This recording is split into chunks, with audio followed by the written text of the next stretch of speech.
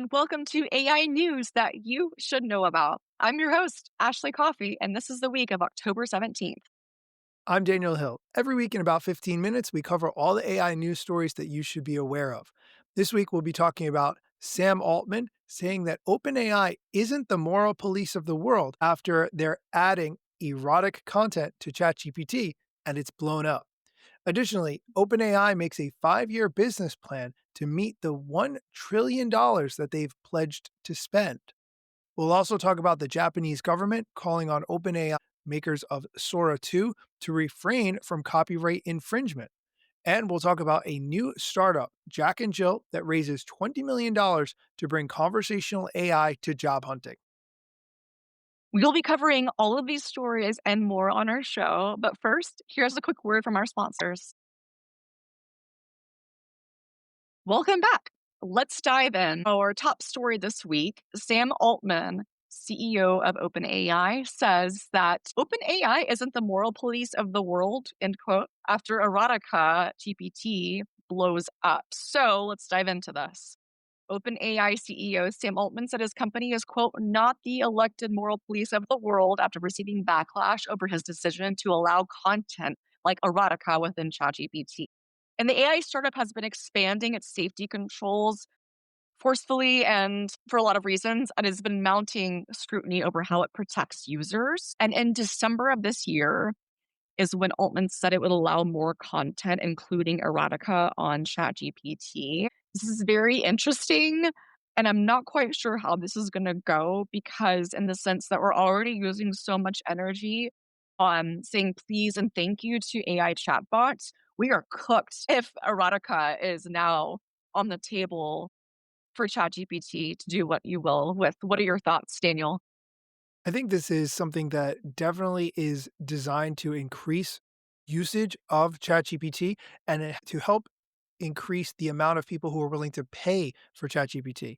We'll get into this in one of the articles that I picked, but a lot of people just use the free version of ChatGPT and don't see the need to pay for it. But if they had a relationship with the chatbot that was so close and so connected that they felt like it was a human relationship, they could be persuaded to pay $20, $30 a month, even more to continue that relationship. So I think that's where Sam Altman is trying to focus on from a revenue generation standpoint, how to turn free users into paid users. What do you think? It's very interesting timing that we are talking about this because let's not forget that in September, the Federal Trade Commission launched an inquiry into OpenAI and other companies about how chatbots like ChatGPT could negatively affect children and teenagers. And specifically, we've talked about this. OpenAI and Character.ai are named in a wrongful death lawsuit from a family who blamed ChatGPT for their teenage son's death by suicide. But more specifically here, I want to hone in on this is this is a headline that really floats under the radar. On Tuesday, before this announcement, OpenAI announced that they assembled a council of 8 experts who will provide insight into how AI impacts users' mental health, emotions, and motivations. Who the heck are these 8 people? Or is my question. So we're going to definitely be following this. This is one to watch for sure. Let's move Yeah. on to our Let's move on to our next story, which has to do with a similar vein, OpenAI making a 5-year business plan to meet the $1 trillion spending pledge that they've made. The article that we're referencing, and we'll link to it in the show notes, it has an image of all the large tech companies that have tied their fortunes into OpenAI. And the list of companies includes Google, Oracle, Amazon, Nvidia, and Microsoft. These companies have staked their future growth on OpenAI's future growth. All these companies are intertwined. We talked about that last week, but the amount of effort that OpenAI is going to have to put in order to meet these revenue goals, these spending goals, it's a huge leap. Right now, OpenAI books about $13 billion in annual recurring revenue. 70% of that comes from consumers who use ChatGPT, which costs $20 for a standard subscription.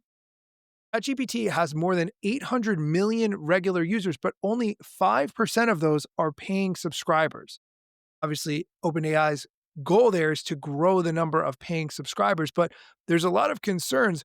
Who are the people who are going to be willing to pay for this?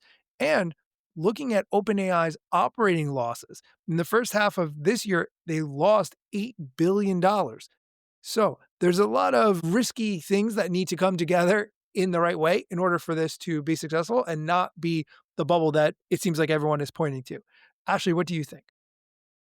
Yes, this ties into our episode from last week. So if you haven't listened to that, go ahead and go back because it is relevant and it's something that will be a recurring theme on this podcast is this circular, almost kind of like bubble that's happening, kind of like The Big Short, if you've ever seen that movie, of these companies are really just funding each other. It's cyclical and time is running out. We'll see what happens. It's very strange though to see it in real time of just how big of a bubble it is, but it also makes me wanna go tell all these small startups that are doing AI stuff of, like, be intentional, like, don't just get into it because it's AI, because you're gonna have a very small chance of success considering what this bubble looks like. Absolutely. Yeah. Excellent point. We are going to take a quick break. When we come back, we'll be talking about the Japanese government calling on OpenAI to refrain from copyright infringement and a new startup that raises $20 million to bring conversational AI to job hunting. Stick around. Welcome back. Welcome back. Let's continue with our stories. Ashley, go ahead. I love that. Okay, so the Japanese government calls on Sora to maker OpenAI to refrain from copyright infringement, says that characters from manga and anime are irreplaceable treasures that Japan boasts to the world. So if you remember, I think what is it, 6 months ago? What was it, the Japanese style manga that came out and people were really concerned about it taking over. Anyway, I'll find it when I'm not on this show. So the Japanese government made a formal request asking OpenAI to refrain from copyright infringement, and this comes as a response as Sora 2's ability to generate videos featuring the likenesses of copyrighted characters from anime and video games. And October 1 is when Sora 2 launched of this year. It's capable of generating 20-second long videos at DP resolution, complete with sound.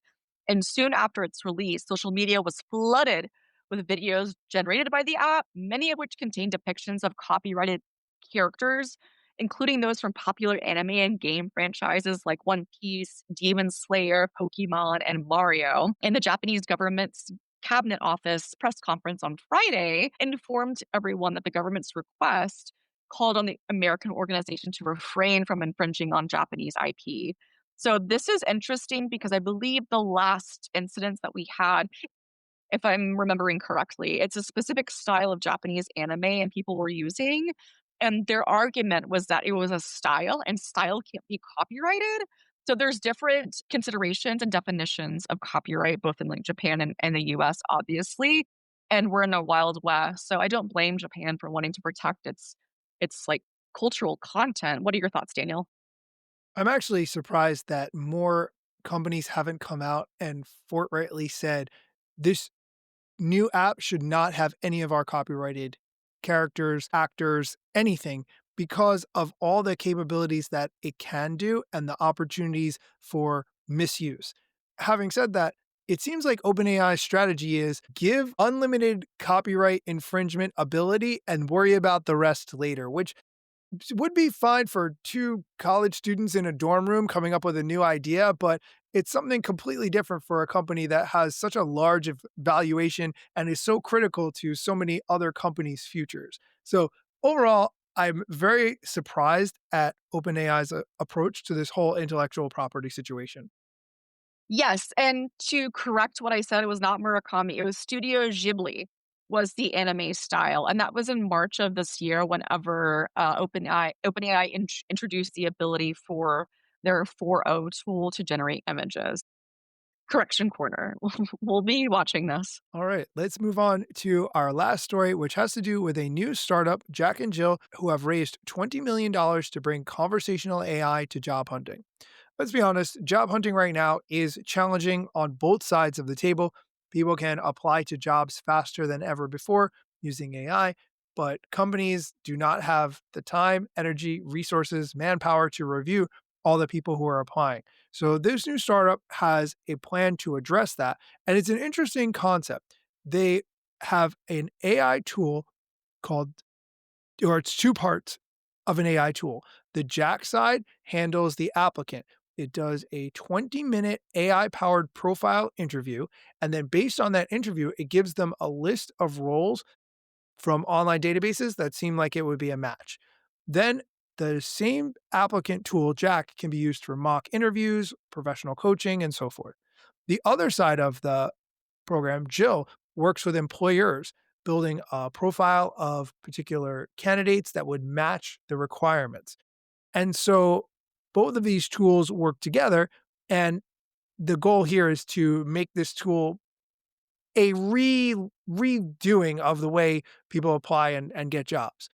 I wouldn't bring this up other than the fact that it's already been deployed in London and they have 50,000 users. So that says to me, this is a tool that's been deployed, tested, people are using it in a major city. These are all good signs.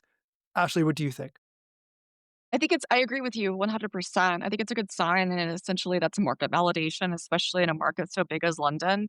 It's working, and people are enjoying it, and I think people are just ready for something new. That's not the traditional process of doom and gloom and waiting and wondering. So I appreciate that a company is willing to be innovative and step up to try to solve for that. So I'm interested to see what happens next, but I hope that they continue to grow and gain that popularity and momentum. Yes, I don't love the online AI interview, but if it's something you only have to do once and it helps you to not only get matched up with jobs, but also improve your interview skills, then maybe it's worth it. Even though I don't like talking to a AI chatbot in that manner, especially on video. Well, yeah, and then we haven't even talked about the bias that happens with that. I've seen so many researchers highlight that there's bias that can be inferred through AI if you're wearing glasses or a hijab or something that's non-traditional that's goes against what the language learning model was trained on, which is primarily traditionally white male. So, a lot of things to take in consideration here, but I'm glad that you pulled this story this week. Yeah, may as well. That is it for our AI news that you should know about this week. And now, Ashley's AI tip of the week. All right, this is not sponsored at all, but I'm going to talk about a really cool tool that I learned about this week called Plod, Plaud, Plod.ai. It's a little piece of hardware that just sticks on the back of your phone, kind of like this, and it can record conversations without announcing to the caller that you're recording. Now, I'm in Oklahoma, which is a one party consent state, and you can record conversations as long as one party is consent to that, which is could be the caller or the recipient. And these are non-nefarious reasons. Maybe you just want to have a repository of your conversations because you're going from one thing to another throughout the day. So I love that there's a tool that you can just physically slap on. You can record calls. So it uses vibrations. So it has to be on the back of your phone. It uses the vibrations that come through the little earpiece here to translate and create a transcript and recording of that call. Now, you can't use your headphones, which makes sense, but also you can use it in person if you're at a conference or an event, if you want to set your phone down. I just love those tools that create less resistance. And Otter AI is great, and all these other tools are great. But if I want something that works for both virtual and in person, I think this is great. So I can't speak enough highly about them. I think do you have to pay a subscription each year for X amount of minutes of transcription based on how often you use it. But I am a big fan. I love it. I'd love to make one of my own where I don't have to pay a subscription, but would love to share with the audience. Plot.ai, check it out. We will link to that in the show notes. You can find links to everything we talked about today in the show notes, and you can connect with us on social media. We'd love to hear what you think of the show and how we can make it better. You can find me at Daniel Hill Media on Instagram, Threads, and YouTube.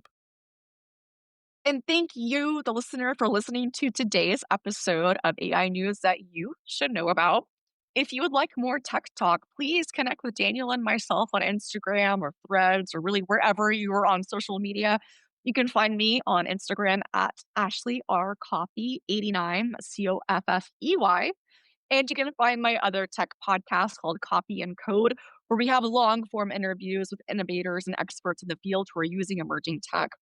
But if you're curious about AI and you want to have the next step of a conversation of how do I implement that into my business or how do I do an end of year workshop to burn through those professional development dollars that I still have in my budget, go ahead and reach out to me. I'm Ashley Coffey with Coffee and Consult, and we specialize in helping small and medium sized businesses leverage technology for efficiency and profitability. So I'd love to hear from you. Thank you for listening, and come back next week for more AI news that you should know about.